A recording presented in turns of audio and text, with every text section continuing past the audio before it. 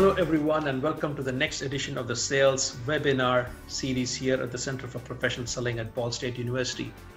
Today I have the pleasure and privilege of talking to a very interesting business-to-business sales executive, Alexandra von Harten, who is based in the United Kingdom. So essentially brace yourself for that wonderful British accent. So you're getting a lot of that. You're not going to get the strange Indian, whatever is the confused accent. So you brace yourself for the British accent. But Alexandra Van Harten is a person who has actually embraced social media in her business and has done a wonderful job. And I thought it would be prudent and it would be nice for me to talk to her and get her thoughts on what is it about social media that can be harnessed in a B2B context for a salesperson to become more effective. So Alex, thank you so much for taking the time to talk to me and the audience. Oh, it's my pleasure. Yeah, thank you for having me. Indeed. And there you go. There's the accent. So, by the way, that's what you've all come for. Bad jokes aside, I just refer to you as Alex. I hope you don't mind me if I just say if it's Alex. Yeah, no, Alex is fine. Only Alexandra if I'm in trouble. So, yeah. Tell me a little bit about the organization that you work for. What is it that your organization sells? So I work for Straumann Group. It's a Swiss medical device company, one of the largest in the world. And it primarily, it started off as a dental implant company. But now it's kind of branched out into biomaterials, intraoral scanners, a lot of dental things. So my role is a territory manager. So I pretty much sell dental implants, biomaterials, and then support dental practices and help them grow and help them talk to their patients about it as well. Fantastic. So in a normal day, what are the typical profiles of people that you normally have a conversation with? When I mean conversation with, for now, let's talk about pre-COVID times, and then we'll talk about how COVID has changed that as well. But tell me about normally, who do you typically talk to? So typically day-to-day basis is dentists and their practice managers. And also because dentist time is short, mostly the support staff, nurses, treatment coordinators as well within the practices. So yeah, that's pretty much my day. What about administrators? Do you also see, because I see that in other businesses in the healthcare space, that you also have administrators, which are also part of it. Essentially, the administrators can also be a source of information. Is that also something that you're seeing happening more and more within your business as well? So I suppose in terms of administrators, the closest thing would be a practice manager or a treatment coordinator in a normal practice environment. Obviously, when you have dental service organizations or dental groups that are a little bit bigger as a company, you have the administrative team. But for me, on my level, mostly speaking dentist level, because that's where the decisions are being made, I suppose. So yeah. I know. So essentially, so when you said that the dentists' time are so busy, so before we had COVID and we had all these new things, which is what you ventured into in terms of social media. So typically, what would a conversation be with a dentist? How long would you get? You know what I mean? And when do you usually go talk to them? Well, that's where it varies slightly with dentist to dentist. If they're a customer, then you can usually get away with, maybe an hour of their time, or if you're going in for training with the staff, it can be a bit longer. But in terms of prospecting or looking for new business, it's tricky. It's tricky to even get 5 minutes with them because their schedule is so different. They work, and when they're in surgery you cannot get to them because they're with a patient. So it's not even like you can pop in and say, can they just nip out of the surgery for 5 minutes, because you would not do that. So it is about kind of trying to arrange an appointment with them if they have time, and that's where the prospecting element of it can be difficult, because they need to trust who you are and make sure that the time that they're going to be spending with you is going to be worthwhile. Otherwise, what's the point? The day of a dentist is incredibly stressful sometimes and busy. So they're not going to give up their 5-10 minute tea break to come and talk to you unless they know that you've got something good to offer them. I love it. So tell me about, so normally when we talk about, now let's stick to prospects for some time, right? Because that's very interesting for me. So again, pre-COVID, pre-social media, or you always had social media, but you're pushed towards using social media to prospect as well. What normally takes place in a prospecting conversation? So if you're going to get 5 minutes, what does a typical conversation look like there? For myself, it would tend to be about, so Straumann's a premium implant company. In the world of dentistry, we probably have the most representatives on the ground, and we can support different levels of service, which isn't to say that we're the absolute best, but I'm biased, so I'll say that we're the absolute best. But you would go in and for myself, I would talk to them about the level of support that I could give them and what I could offer their business if they were to come across to using Straumann or start using Straumann.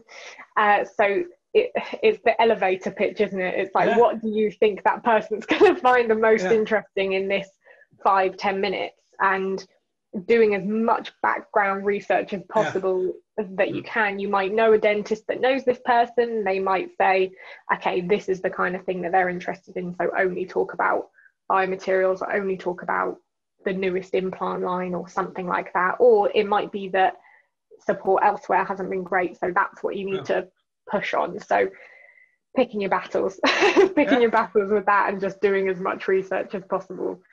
This is wonderful. So when you talk about, let's say, for example, you're talking to a prospect, right? And you're talking to a prospect, and to what extent do you get a foot in the door because of the Straumann name, or because of Alex's name? Because I think social media is going to change that, but I'm just curious to see before that, to what extent was a Straumann name was what got you 5 minutes. So it's not about the content. It's not about what you're going to tell them. You're going to say, okay, Straumann, it's a market leader, so we need to talk to them. You know what I mean? That is quite different from saying, hey, Alex is a subject matter expert, which could happen with your existing customers. So tell me about that process before. So, you know what, it was Straumann is one of the market leaders for dental implants. It's been around a long, long time, and a lot of people do gravitate towards it because it is that. So it's, synonymous with quality and Swiss quality, and they know that actually the products are going to be good. However, I think within our organization and with myself, if you get to know your customers and they trust what you can do for them, especially if you've grown their business or you've given them really outstanding support, dentistry is such a small world, so everyone talks. So you do get people reaching out saying, oh, I know that you work with such and such, can you come in and tell me about this, or do you have a solution for this? And that's probably more beneficial for you as a sale than someone that just wants it because of the name, because there's so much more than that. And to be honest, there are so many different implant brands on the market and so many different companies on the market that a lot of people, it's not just about, okay, the only car is a Ford anymore, and there's lots and lots of things that do the very close or the same job. So you have to sell yourself. You have to add that value to that product, because a product on its own is nothing. That's not gonna carry itself. So I would rather people be wanting it because they know what I can offer them rather than anything else. And that tends to be the case most of the time, because I think quite a lot of us have very good relationships with our existing customers, and that helps us segue to those new customers. So, Alex, thanks for that. So now let me ask you this question. So let's talk about the COVID, the elephant in the room, and how COVID changed your access. At least in the past, if you got 5 minutes, okay, forget the 60 minutes. You had 5 minutes. That has been taken away, right? So essentially, when that happened, suddenly your ways of generating leads has pretty much disappeared. So tell me a little bit more about your mental process when this second, before Strawman had its whole team come in and say, this is how we're going to help you and stuff like that. So tell me about what was your mental process for the first time you heard that, oh my God, my ways of actually prospecting have pretty much gone away. So what were you thinking then? For myself, I knew that I wanted to make sure that people could see me as much as possible, because that's what people remember. They're going to remember your face. They're going to remember the way that you spoke to them and how you made them feel. And to try and do that for myself, I took on some new parts of my territory. And that was the biggest difficulty, was introducing myself to people that I'd never met before. They don't know what I look like. They don't know what I sound like, and they're not going to remember me if I just pop an email, because they'll just go, oh, I don't know who that is. So what I really started doing was ramping up how much I was coming across on social media visually. So doing a lot more videos and things like that, and it's made it much easier for myself to be recognized by those people that have never met me, and they feel like they know me already. And that is really a nice thing, a nice feeling to have, because I have people message me on Instagram like, oh, hey, how are you? It's me. And they've never met me before, but they feel like they know me already. And even that probably wouldn't have happened pre-COVID, because you would have had to try and get in front of them. And receptionists are busy, practice managers are busy. They're not necessarily going to remember your face from now to the next time that you come in, or they might not remember your name, and then you pop an email across and they don't know that that's actually you. But with this, you're right there in front of the dentist, and they can see you and they can see your face and they remember you. So Indeed. Yeah, it's great. So tell me, so when you were thinking about all this, was this something that was already in your mind pre-COVID, that you were thinking, because you were taking on a new territory and there's only so much time you have in a day that you cannot necessarily do this? It might actually help for people to actually see you before you even pick up the phone and call them. So is that something that was already going on in your mind about using this as a way of maybe not prospecting initially, but at least with the main idea of at least putting a face to a name? And is that something that you were proactively thinking as well?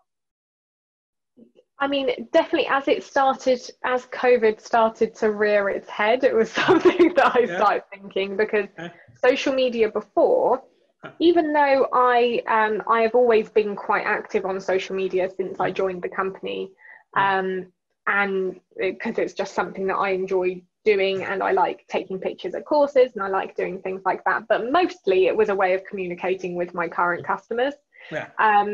And I wasn't doing so much prospecting during it. And if prospecting happened, then that was fine. If I saw someone that I wasn't shy about adding people on Facebook or following them on Instagram if I didn't actually know them. But it's definitely turned into a tool now rather than just a thing. So whereas before it was just a nice thing to have, but I wasn't necessarily using it to its fullest ability, now it is actually a tool to kind of hunt people down. Find them. Here is a word I thought I would never use in a webcast: serendipity. So this is very serendipitous in the fact that what started out as a way of keeping in touch with my existing customers and keep them informed actually morphed into something where you can do that, but you could also start generating set of leads and moving forward. I'm assuming that you're not going to stop, even if COVID is there, that social media is here for you in terms of how you want to communicate as well. So while this was happening, tell me about so while you were already contemplating this, you were already looking at social media, thinking about your business, how did support from Strawman help you through the process? You see what I mean? So did they initially take a look at this and said, great, you're already doing stuff, here's some additional materials, or was there learning going back and forth between you and some of the folks there at Strawman?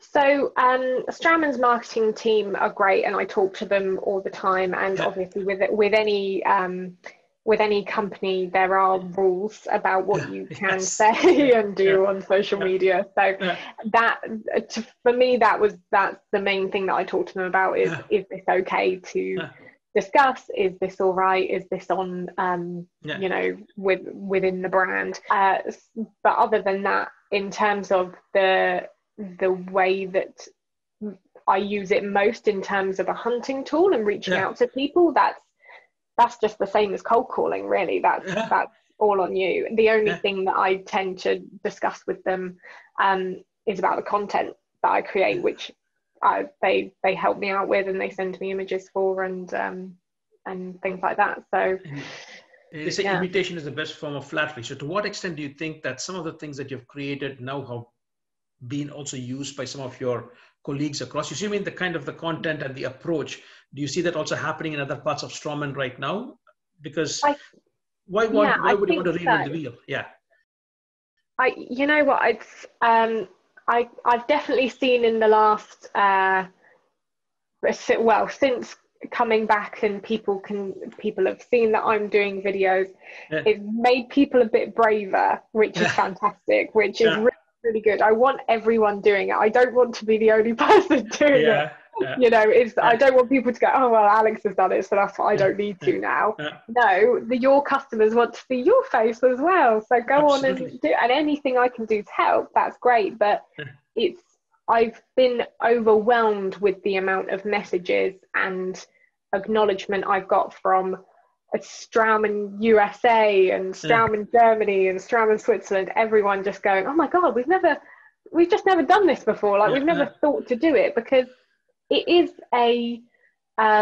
even though within the dental world we've got cool products and it's all very snazzy, it is still a medical device company. It's not a you know, it's not like an Amazon or something that's a trendy product. So but we need to make it trendy. We need to make it trendy within our circles. So why wouldn't we do things like this? Why wouldn't we do things that are going to draw attention to it? So absolutely. Because for me, what is amazing, and that for me is that from my limited knowledge, is you're in such a regulated space that I still hear people from the medical devices or pharma cringing at the idea of social media or being afraid. But the fact that you have been able to actually do this in a way that is within line with what legal requires you to do, bringing home a message in a format that normally you would not imagine medical device reps and pharma reps to even be thinking about. I think that is what really caught my eye. So essentially that, so building on, let me ask you, so let's say, for example, you have help from marketing in terms of what kind of collateral you might want to put there and what maybe wording, brand guidelines and all that kind of stuff, right? But essentially you are creating a personal brand for yourself, right? Now, my question is, to what extent is that personal brand? One of the things that I have a paper on personal branding where I say at the end of the day, you should first of all demonstrate domain specific expertise, right? Then on top of that, if you happen to have charm and charisma, that is a nice to have, but you have to show you have to show specifically domain expertise. You should be able to capture their mind to be focusing for 1.5 minutes or 2 or whatever, however long your video is. So tell me about your thought process upon that, because if you say you initially began with keeping my content to my existing customers, that's always easy, right? Because you know that they might pay attention more, but how did you go about building that, and how did your messaging change, or did it change at all when you started looking at as a tool for prospecting? Am I making sense out here, Alex? Yes, yeah, I think so. In terms of how did my content change between marketing to existing to marketing to... Exactly. Yeah, indeed. Yeah. You know what? I think I don't necessarily think that it's my content that has changed specifically, more just in the way that I'm delivering it. Because I like to pick topics that I know a lot about and that I really enjoy. So for example, the other week I posted a biomaterials little snippet because I love biomaterials. I know a lot about biomaterials, and I would welcome any questions that I get about them. So it's, for me, the things that I've been doing lately is I know that a lot of people sell differently. Some people sell by trying to encourage, not fear, but pushing on pain points and going, you know, okay, what you're currently getting is not great, but I can give you something better, and you're, you know, that's something that you should be worried about that you're not currently getting, which is a very effective way of selling. And the way that I like to sell is by encouraging excitement. So rather than being like, oh, that's not very good, I'm like, oh, but what we have is amazing, like this is brilliant, just give it a go, I know that you're going to be happy, so what have you got to lose, just try it out. So that's kind of the message that I'm trying to convey in the videos, is to make people excited for what we have to offer. So hopefully that's coming across. But No, but that's interesting, right? But to what extent was that kind of, because now there's messaging and there's how you bring that messaging, right? So to what extent did you factor in feedback from your initial forays into keeping your existing customers informed, where they said, hey, we like this upbeat, of course, this part of it is, this is Alex, right?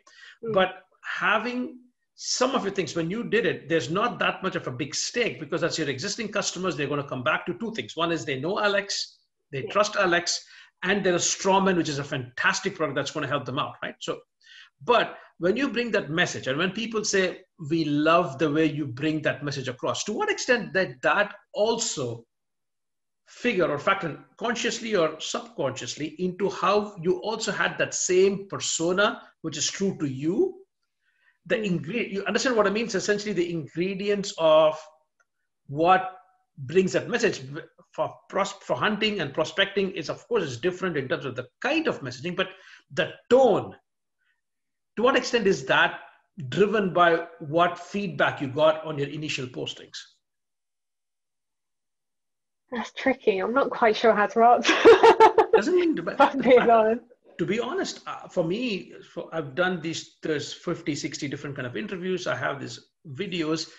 And what makes me do that is I get feedback from the people that watch it, and they say, this works, this doesn't work. So now, of course, the only thing I know is that I know that for a different content, I need to bring in different kind of materials. Okay. But the way I bring the message is still the same. It's still the same upbeat. You talked about being upbeat, right?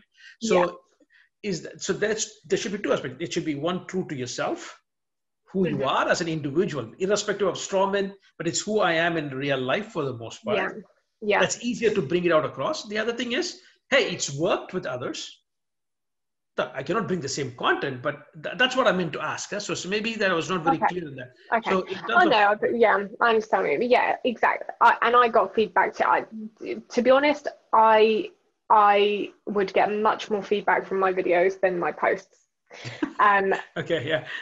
Virtually. Yeah. So before when I would post things, I would always post where I was, because I would be in different places. I go over to the Channel Islands, I go over to the Isle of Wight, and a lot of my posting would be like where I am today and what I'm doing, and maybe a little bit about products. And people liked that, but they wouldn't tend to reach out to me so much. They would then mention it the next time I saw them, which was a nice conversation starter. So they go, oh, I saw that you're on the Isle of Wight today, or last week, and we'd have a chat about that. Whereas when I started posting my videos, both existing customers and people that I didn't know would like, comment, reach out to me, say, oh, that was really funny, or that was interesting, or, you know, can you tell me more about that? And I mean, that's the different kind of feedback I was getting, because I would virtually have a lot more people reaching out to me. Fantastic. So if I were to ask, so how long have you been doing these videos, Alex?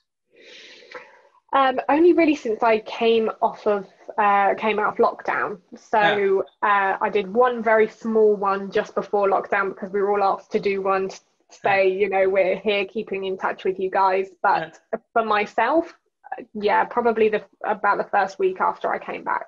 Okay. So maybe 3 months now, 4 months now. Great. In the 3 months that you have you seen or have you made changes to your format even between the first video that you did and now? Yeah, Yeah. definitely. And the amount of stuff I've bought just to do these videos, it is an investment. It is an investment. It's yeah. Indeed.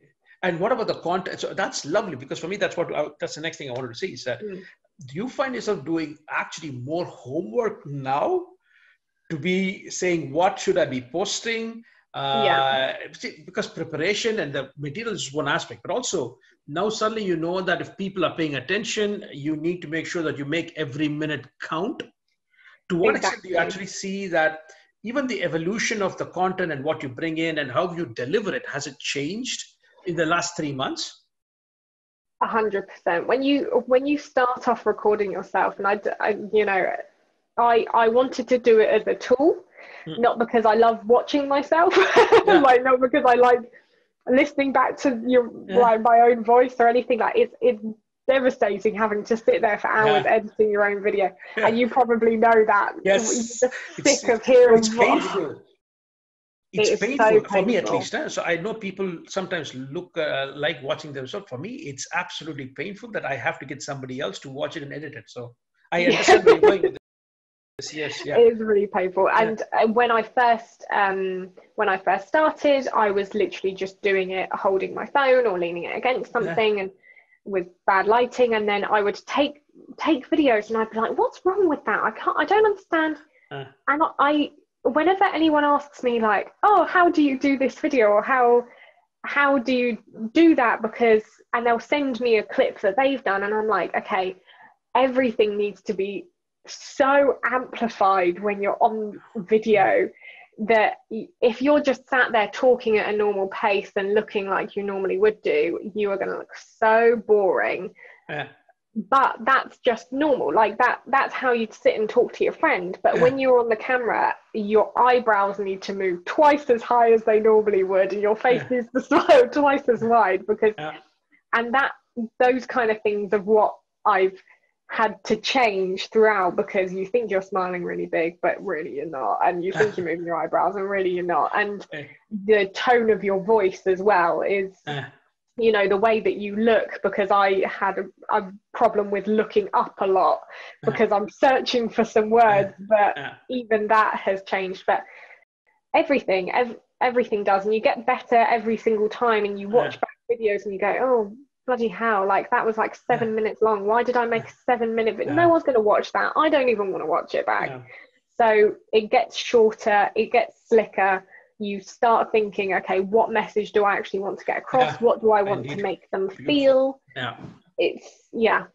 So it's incredible, right? Because what is your thoughts? Because my thoughts on this has always been, the more I started doing videos where I was recorded, that kind of stuff, the more I was amazed at how long 60 seconds can be.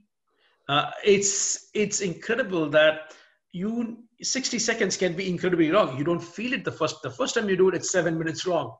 But very quickly, the more you do it, you realize that you can probably bring 60 seconds is too short, but a minute and a half and 2 you can easily bring and condense content. Of course, the idea being that if people are interested, they can reach out to you, and then you get access to their time, which you can then spend. So is that something that you also find that you are learning as well along the way? It's, what I'm learning, the biggest thing that I'm learning is editing in terms of what I say. And actually that's not relevant. Like, I don't need to say that. A minute is more than long enough to get, and if I haven't got my point across in a minute, then I'm faffing about. Like, I'm faffing about too much with it. Absolutely. So it's definitely, if you can't get your point across in a minute, and it's too long. Because this is my key takeaway from Alex's talk, because I'm linking it back to the 5 to 10 minutes that you had in prospecting.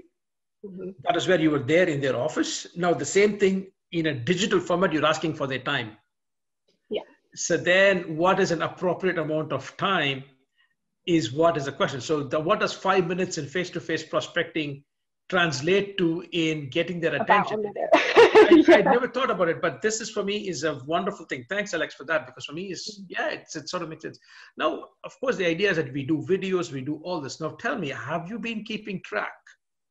How do you keep track of the success of your videos? Has it been the number of leads that you get, the number of comments that you get, you said number of followers that have since followed you on Instagram or on LinkedIn? So each one of them has a different path towards your eventual goal, right? So how do you keep track of all this? So to be honest, it's a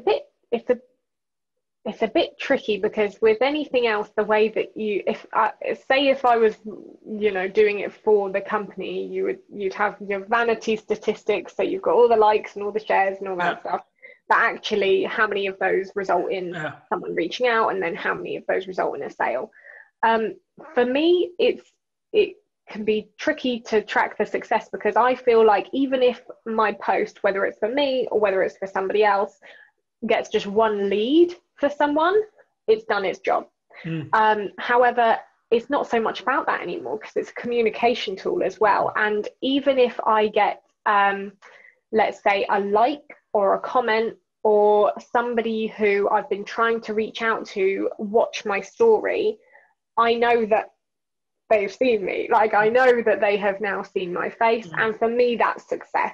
For me, that is getting in front of them when actually they probably never would have met me before. So they wouldn't have given me, if they follow me on Instagram, for me, that's an invitation for me to contact them. So I think that's the thing. If they have allowed me to get to a point where they are seeing me on a regular basis, they can see my posts, they watch my stories, that's success. And whether I take it and do anything with it now or 3 months time, because that's the thing as well, a lot of people I've got people who I'm just biding my time with, I know that they have liked a couple of my stories or commented on something, but I'm not going to rush out and message them straight away and be like, oh, I've seen that you've done this, and like, are you interested in knowing more about that? Because actually I've still got a long way to go in terms of building the relationship with them, and I want them to know that I'm here all the time. Like, I'm easily accessible to you. So I will reach out to you in maybe a month or 2 months. So, and then the success might come there. So it's a little bit tricky to track the success of those things, because it's a tool rather than a campaign, so to speak. I have just a couple of more questions. One other question I want to ask you is that as you've gone about doing this, have there been any drawbacks, or what would you caution people who watch this video and might want to consider doing it? What would you caution them about? Probably getting down on yourself when you don't have many likes or much engagement, because there are going to be some things that you post that get like 1 like, and there are going to be some things that get 100, and that's fine. Don't get too obsessed with that, because even that, those 2 likes may result in something, and 100 really doesn't. And just to make sure that you are kind of staying true to what you set out to do, and spell check. Spell check is the biggest thing. If you're going to do it well. And that's all I can say, like that, in terms of tips for anyone who's starting out. If it's okay to do things and get things wrong, and you might post something that actually you look back on in 3 months time and go, oh my god, like that took ages, or I didn't have correct lighting, or things like that. But as long as your message is still good, that's fine. But spell check, make sure that however you are coming across is in a way that is professional and engaging and exciting, and you can forgive yourself those little things that you're like, oh, okay, I didn't use a very nice resolution picture, or I didn't use this, but as long as everything else is okay, that's the important thing. And the last question I have is that, how do you know that you're spending the right amount of time and putting the right amount of effort into this initiative? And how do you draw the line between saying, okay, this is enough, or, you know what I mean? So sometimes we can tend to get carried away and do things like that. So how do you mentally have this, say, kind of a stop saying, okay, this is the amount of effort and time I'm going to be spending on this because I still have to do my day-to-day job. At least this does not pay the kind of money that an actor makes, essentially. So you still have a day job as well. So how do you try and make sure that you mentally discipline yourself for that? To be honest, like, to be completely honest, I haven't got there yet. Because I do struggle with, but I think it's because it's something I enjoy so much. I don't do it within my work time. I edit things in my free time, or if I get a Sunday that I'm free, I'll make my videos then, because but I enjoy doing it. But I also understand that it is not part of my job. So I don't mind doing it off my own accord, because actually I know that it's going to benefit me. That's not the case with everyone. That's not the case with everyone. And if it was part of my job, it would be different. I would have allocated time to do those kind of things. So I'd rather do them in my own time and then get the benefits of them while I'm working, because it's still a contacting tool that you would, my day-to-day job now is still reaching out to dentists, still prospecting. And if prospecting means trying to find them on Facebook and then sending them a message, or finding them on Instagram and sending them a message, that's still part of my day-to-day job. But it's just the content side of things that I tend to do outside of working hours, because it takes up more of my attention. So I can't sit responding to calls or anything. Well, thank you so much, Alex. You truly is wonderful to see, actually, in a space where you don't imagine people and salespeople actually going out there, and sales executives going out there and trying to use and harness social media. This is fantastic. Subsequent to actually connecting with you on LinkedIn, I've seen some of your colleagues also post their videos. I know that Strawman is doing a fantastic job. So a shout out to not just you, but also all the other people within Strawman who are actually doing this. But I'm just privileged to actually have a chance to talk to you as well. Thank you so much for your time, and good luck with all the initiatives. Who knows, someday they're going to have whole videos made on social selling by Alex. So watch this space in a nice English accent. So, Thank you so much for your time. Huh? Thank you so much. Thank you. And stay tuned for the next edition of the Sales Webinar Series.